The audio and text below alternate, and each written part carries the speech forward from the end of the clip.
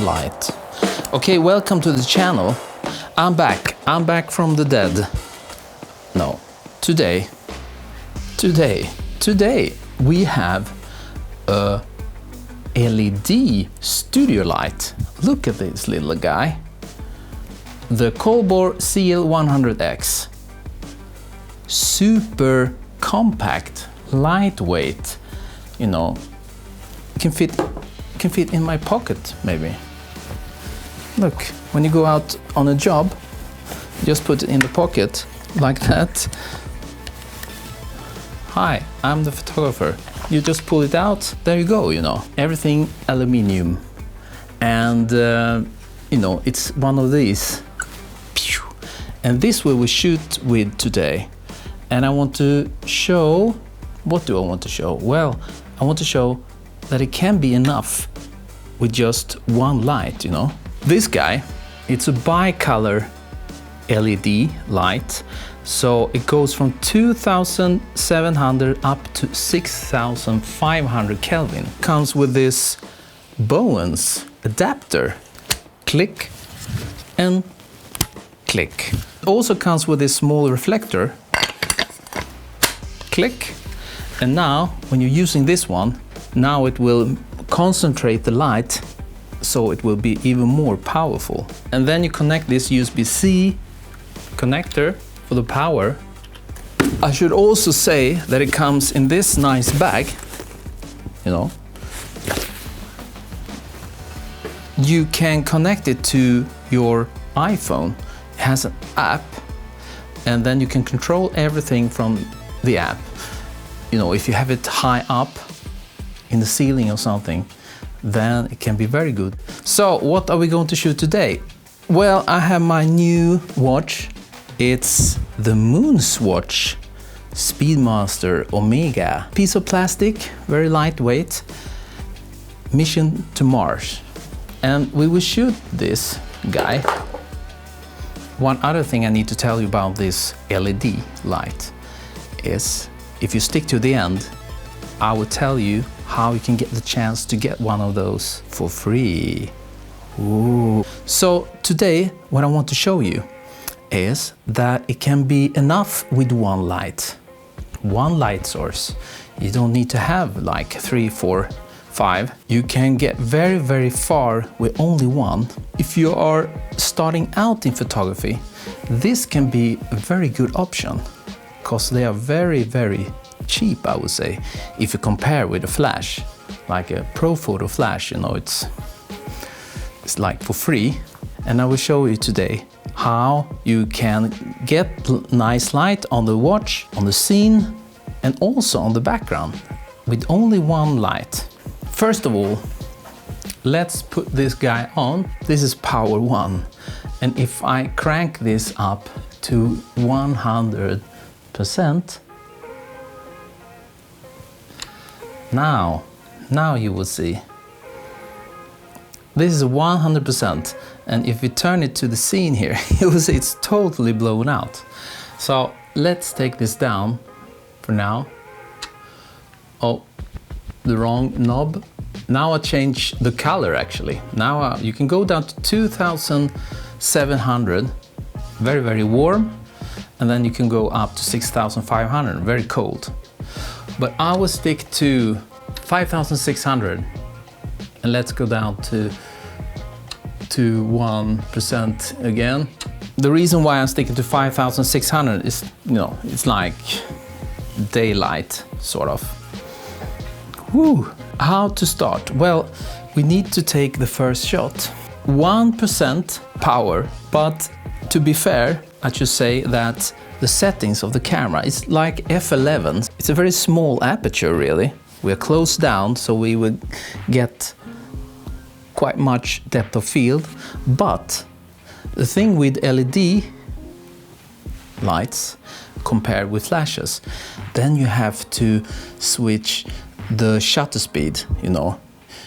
You have to use a longer shutter speed, because if you compare a LED light with a studio flash, the studio flash is so much more powerful. So I'm at almost 1 second shutter speed. So we will get light in and at the same time use the depth of field, the aperture we want to have. So, and this looks very nice. You know, the watch is red and white, so maybe we should roll down the red background. And let's take another shot.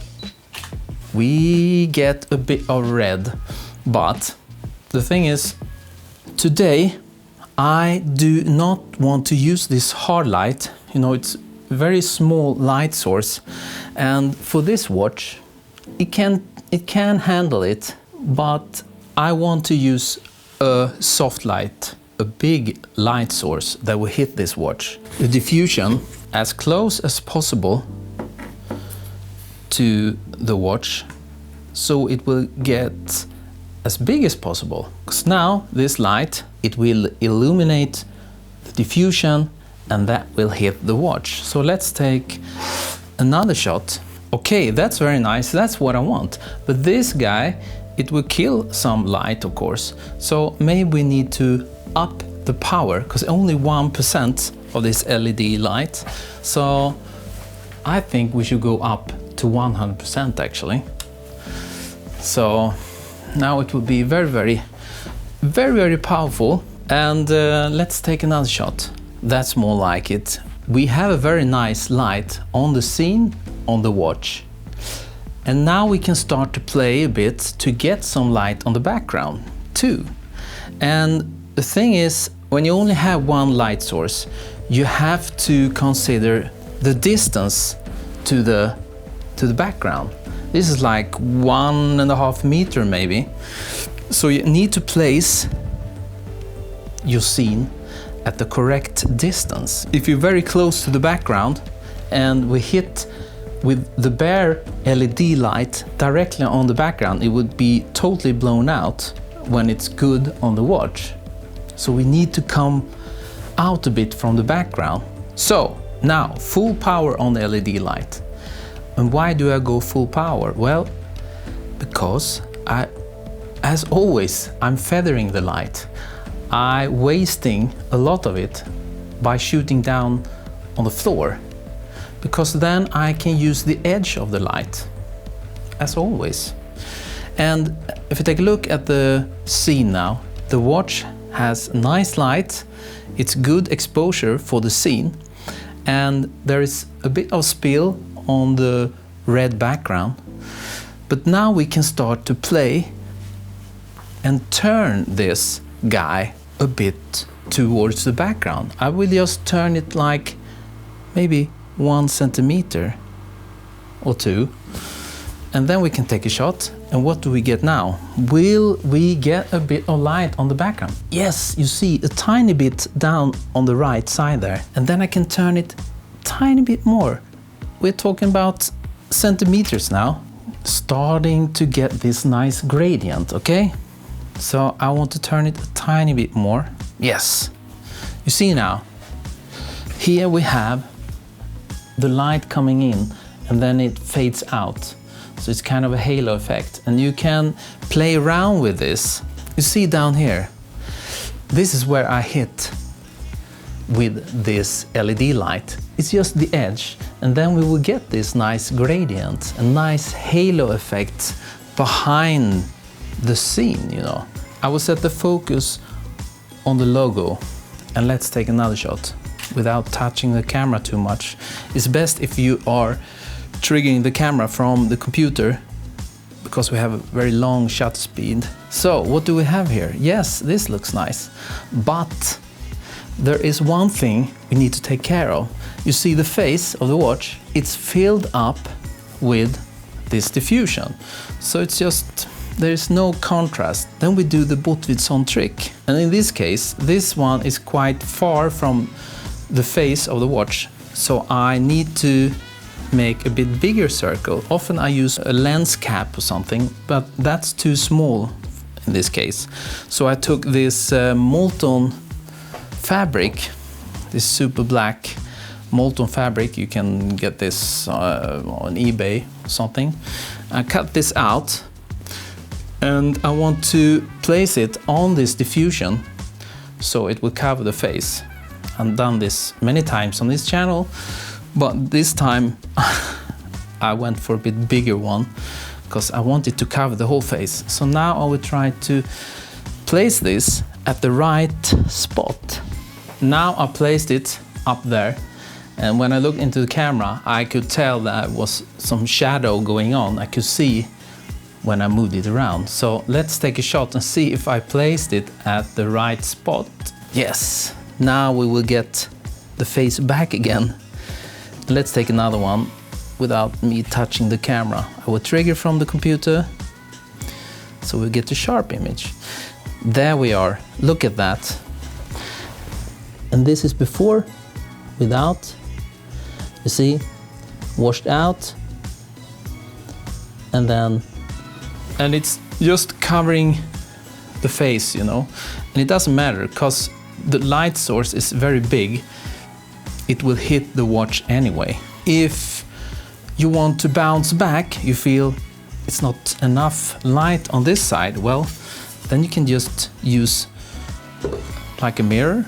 If you feel like this side of the watch will be too dark on the crown and the pushers and on the lugs here, and this is before, I kind of like that it's like darker and then brighter, you know. I think this is nicer. We don't need to brighten up this side, but in some situations you need to brighten things up if it's too dark, but sometimes you need to darken, and then you can just take something black and place it, and hopefully it's not in the frame. This is nice. We get a bit darker side here. I think this is cool. Looks more three-dimensional, I think. So that's how you use a LED studio bicolor light from COLBOR called CL100X. And if you would like to get one of these guys, then you should jump into the Facebook group, join the Facebook group, facebook.com/groups/Botvidsson. You will find the link below, because there will be a competition, a photo competition, and the winner will be announced during a live stream. So join the Facebook group if you like to win this guy. Join the competition. And remember, as always, I will see you next time.